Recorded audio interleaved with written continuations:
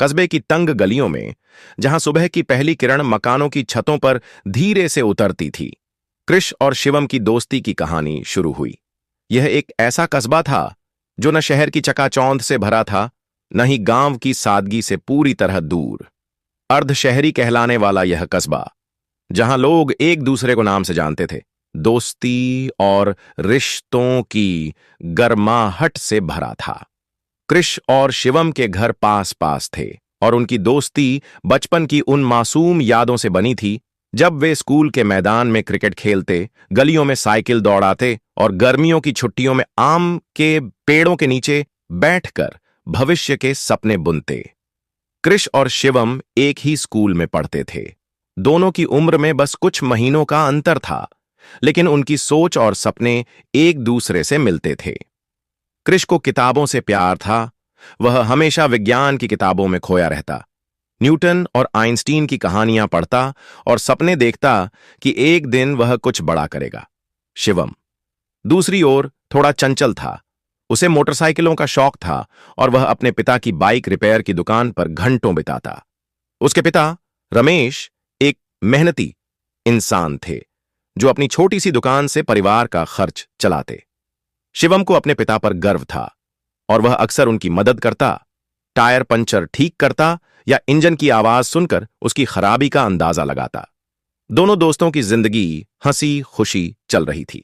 School में साथ पढ़ना, छुट्टियों में मस्ती करना और एक दूसरे के घर चाय की चुस्कियों के साथ गप्पे मारना, उनके दिन ऐसे ही बीतते। लेकिन जिंदगी हमेशा वैसी नहीं रहती जैसी हम चाहते हैं।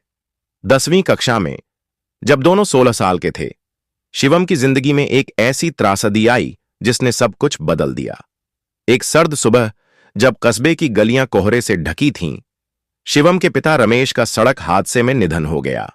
वह सुबह अपनी दुकान के लिए कुछ सामान लेने जा रहे थे, जब एक तेज रफ्तार ट्रक ने उनकी बाइक को टक्कर मार दी। खबर सुनते ही कस्बे में सन्नाटा छा गया। शिवम का परिवार टूट गया। उसकी मां राधा, जो एक गृहिणी थी, और उसकी छोटी बहन नेहा, जो सिर्फ 12 साल की थी, सदमे में थे। शिवम, जो हमेशा हंसता मुस्कुराता रहता था, उस दिन चुप था। कृष ने उसे सांत्वना देने की कोशिश की, लेकिन शब्दों का कोई मतलब नहीं था। उसकी आंखों में दर्द था और चेहरे पर एक ऐसी जिम्मेदारी का बोझ जो उसकी उम्र से कहीं बड़ा था। रमेश की मौत के बाद शिवम ने स्कूल छोड़ दिया।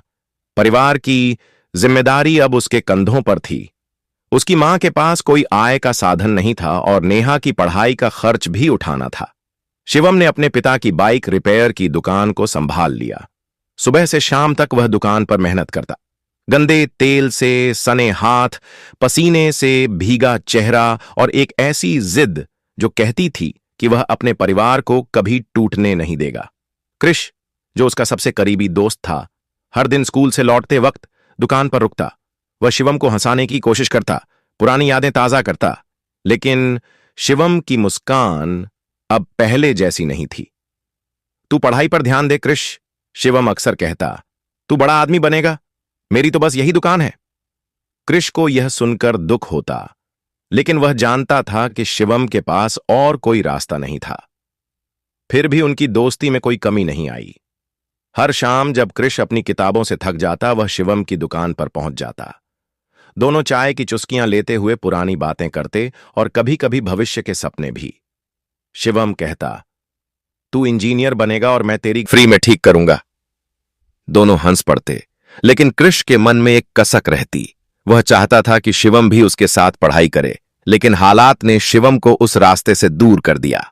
कृष ने 10वीं के बाद साइंस स्ट्रीम ली। उसका सपना था कि वह जेईई क्लियर करे और आईआईटी में दाखिला ले। वह दिन रात पढ़ाई में जुटा रहता।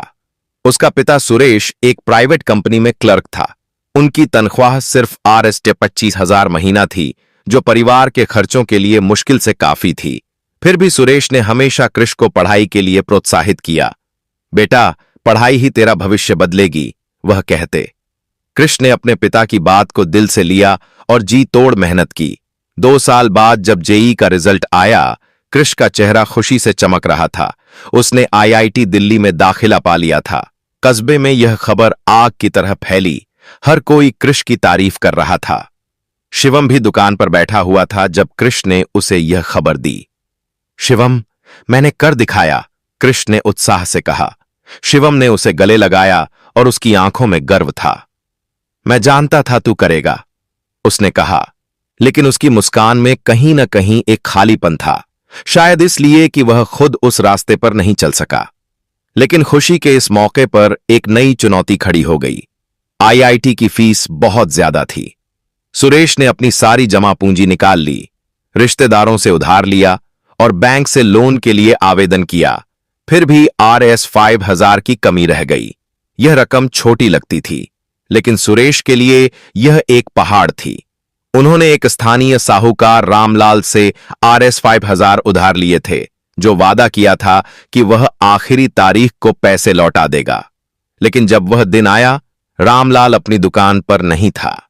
कृष, जो अपने पिता के साथ रामलाल की दुकान पर गया था, ने देखा कि दुकान बंद थी। उसका दिल धक धक करने लगा।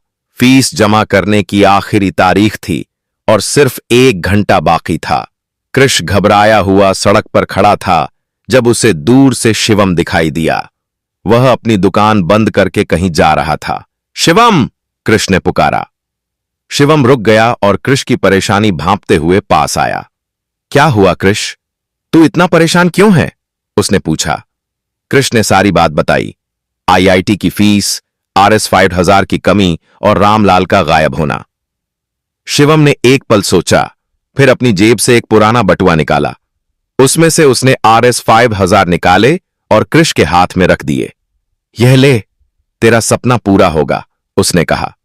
कृष हक्का बक्का रह गया। शिवम, तूने ये पैसे कहां से लाए? तेरे पास तो... उसकी बात पूरी होने से पहले शिवम ने उसे रोक दिया। यह मेरी बचत है, तू चिंता मत कर, बस जा और फीस जमा कर।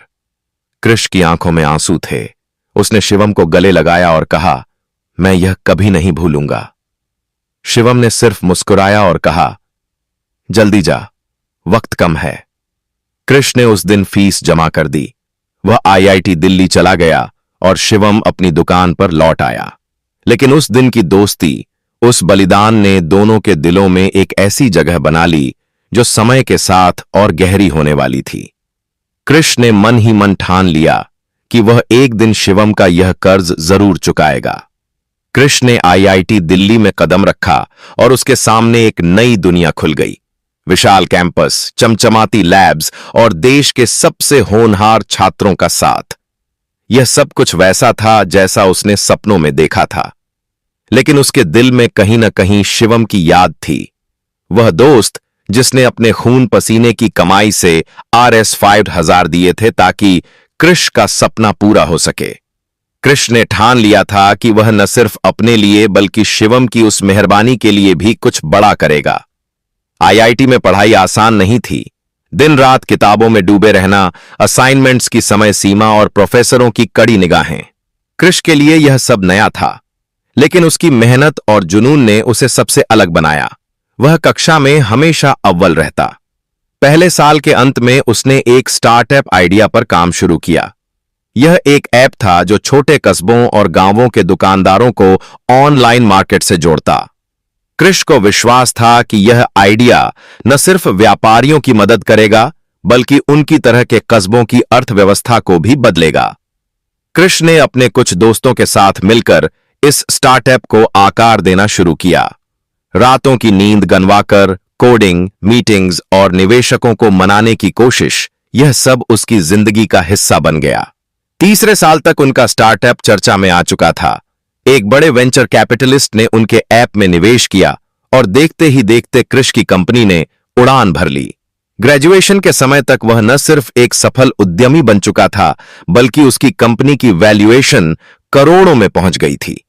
अखबारों में उसका नाम छपने लगा और लोग उसे एक प्रेरणा के रूप में देखने लगे। लेकिन इस चमक धमक के बीच कृष ने अपने कस्बे को नहीं भुलाया। वह हर छुट्टी में घर लौटता, अपने माता पिता से मिलता और शिवम की दुकान पर जरूर जाता। शिवम की जिंदगी हालांकि वही थी, वही पुरानी बाइक रिपेयर की दुकान, वही तेल से सने हाथ और वही मुस्कान जो अब थोड़ी थकी थकी लगती थी। शिवम ने शादी कर ली थी। उसकी पत्नी मीना एक साधारण और मेहनती महिला थी और उनके 2 छोटे बच्चे थे, एक 4 साल का बेटा रोहन और 2 साल की बेटी काव्या। परिवार का खर्च बढ़ गया था और शिवम की कमाई उतनी ही थी, फिर भी वह कभी शिकायत नहीं करता था। जब कृष अपनी चमचमाती कार से शिवम की दुकान पर पहुंचता, शिवम उसे देखकर हंस पड़ता।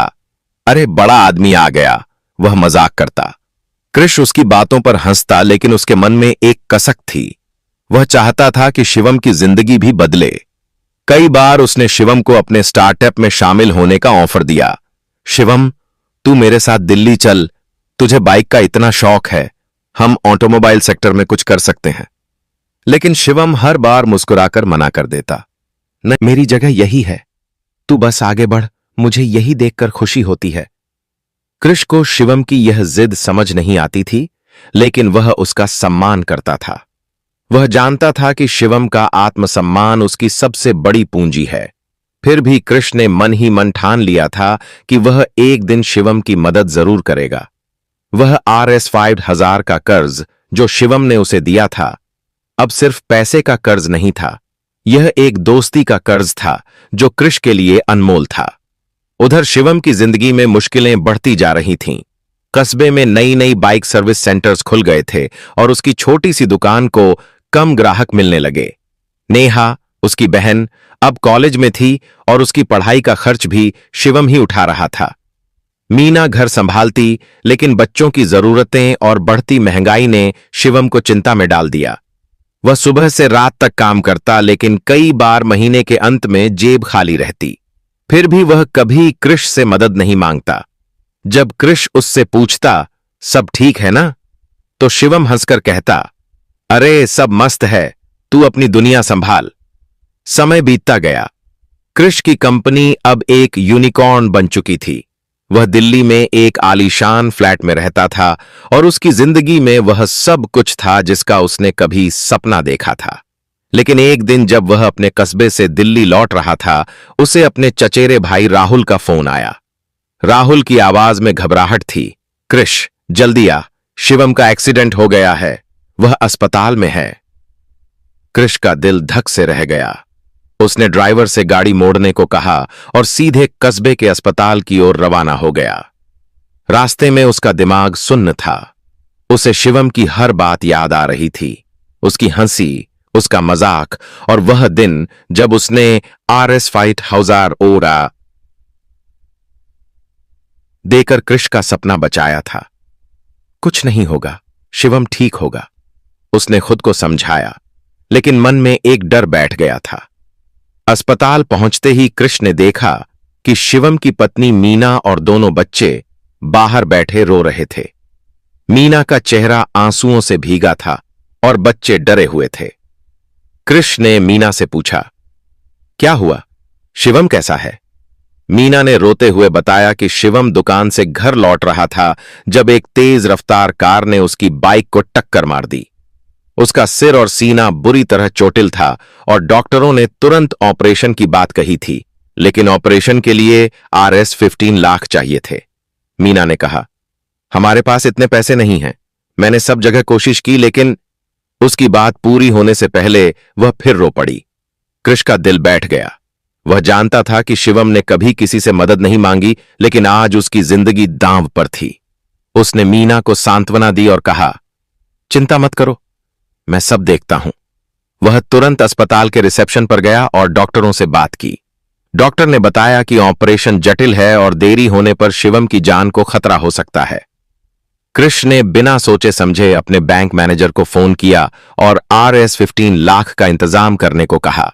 उसने अस्पताल को तुरंत पैसे देने का वादा किया। जब मीना को पता चला कि कृष ने ऑपरेशन के लिए पैसे दे दिए हैं, वह उसके सामने हाथ जोड़कर रोने लगी। तुमने हमारे लिए इतना किया, मैं इसका कर्ज कैसे चुकाऊंगी? उसने कहा। कृष ने उसे चुप कराया और कहा, यह मेरा कर्ज नहीं, मेरी दोस्ती का फर्ज है। शिवम ने मेरे लिए बहुत कुछ किया है, आज मेरी बारी है। ऑपरेशन शुरू हुआ।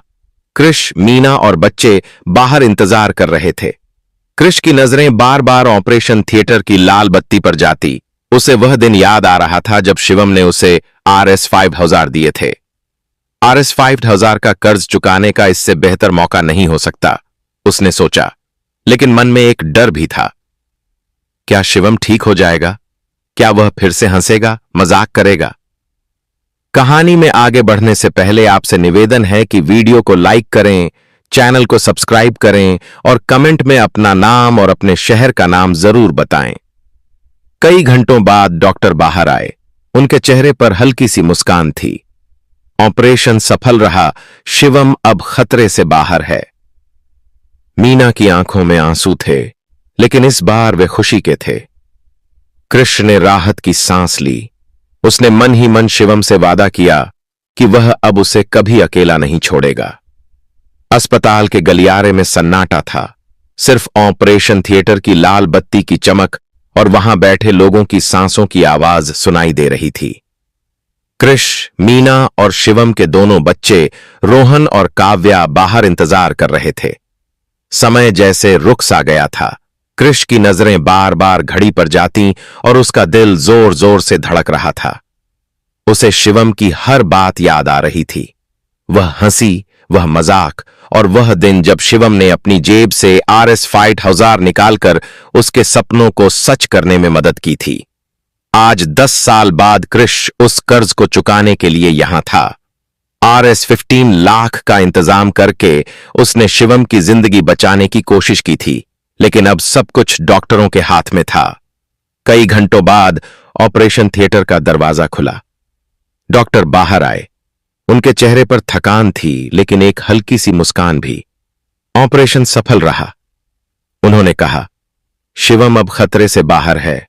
उसे कुछ दिन ICU में रखना होगा, लेकिन वह जल्दी ठीक हो जाएगा। मीना की आंखों में आंसू छलक आए, इस बार खुशी के। वह कृष के सामने हाथ जोड़कर खड़ी हो गई। तुमने मेरे परिवार को बचा लिया कृष। यह एहसान मैं कभी नहीं भूलूंगी। कृष ने उसे रोकते हुए कहा, यह कोई एहसान नहीं मीना। शिवम मेरा दोस्त है, मेरा भाई है। उसने मेरे लिए जो किया, यह उसका बदला भी नहीं है। कृष ने रोहन और काव्या को गले लगाया, जो अभी भी डरे हुए थे। पापा ठीक हो जाएंगे, उसने उन्हें समझाया। प्री, तुम